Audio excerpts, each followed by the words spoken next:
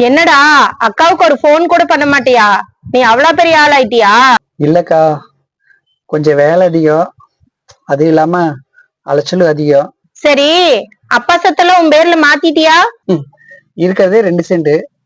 அத போய் என்னத்த மாத்துறது? அதுவும் நீ கையெழுத்து போடாம அப்படியெல்லாம் எதுவும் மாத்தலக்கா. சரி, நாளைக்கு ஊருக்கு வா, உங்ககிட்ட கொஞ்சம் பேசணும். சரிக்கா. ஏங்க, நான் என் தம்பி நாளைக்கு வர சொல்லி இருக்கிற ஊருக்கு. நான் உங்ககிட்ட சொன்னேன்ல, அந்த மாதிரி பேசிடுறேன் அவங்ககிட்ட. சரிங்களா? என்னதான் அக்கா தங்கச்சி கூட பாசமா இருந்தாலும் சொத்துன்னு வரும்போது அவங்களோட சுயரூபத்தை காட்டிடுறாங்க.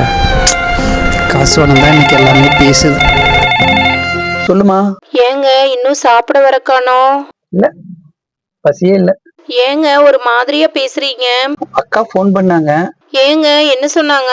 அப்பா பேர்ல ஒரு 2 சென்ட் இடம் இருக்குது இல்ல, அத பத்தி கேட்டாங்க. அவங்க கேட்டதை பார்த்தா ஏதோ அதுல பங்கு கேட்பாங்க போல. உங்க அக்கா ரொம்ப போல்டானவங்க. நம்ம சூழ்நிலையெல்லாம் அவங்க யோசிக்க மாட்டாங்க. சரி பாப்போம், நாளைக்கு வர சொல்லிக்கிறாங்க. சரிங்க. விடுமா, நமக்கு ஏதாவது நல்லது நடந்தா தான் நம்ம ஆச்சரியப்படணும்.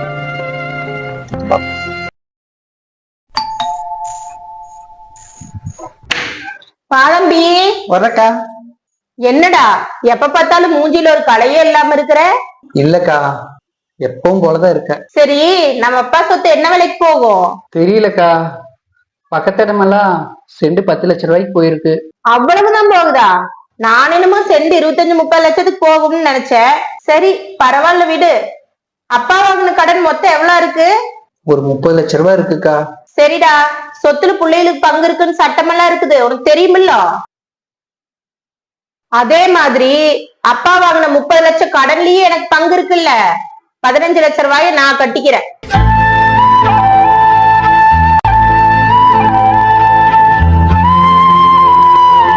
அவங்க கேட்டதை பார்த்தா ஏதோ அதுல பங்கு கேட்பாங்க போல.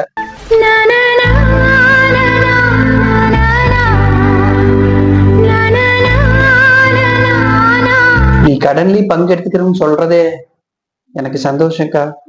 சட்டம் இருக்கு, ஆனா கடன்ல அக்கா தங்கச்சிக்கு பங்கு கொடுக்கறது இது வரைக்கும் நடைமுறையில் இல்லக்கா.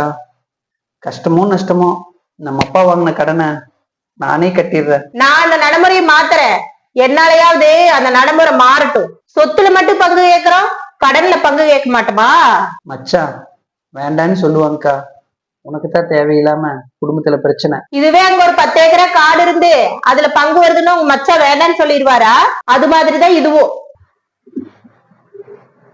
இதெல்லாம் பேசுறதுக்கு வேணா நல்லா இருக்கு, ஆனா நடைமுறைக்கு ஒத்து வராது.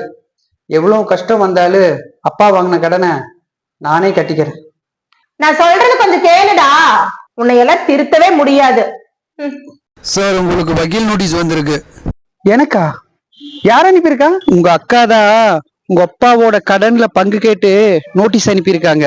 எனக்கு தெரிஞ்சு நம்ம இந்தியாவிலேயே கடன்ல பங்கு கேட்டு கோர்ட்டுக்கு போனது உங்க அக்காவா தான் இருக்கு. இந்த மாதிரி அக்காவோட பிறக்க நீங்க ரொம்ப கொடுத்து வச்சிருக்கணும்.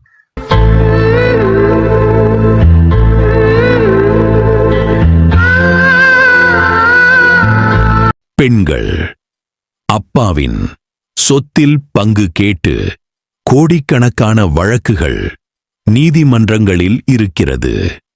ஆனால் முதலில் அப்பாவின் கடனில் பங்கு கேட்டு ஒரு வழக்கு நீதிமன்றம் செல்கிறது.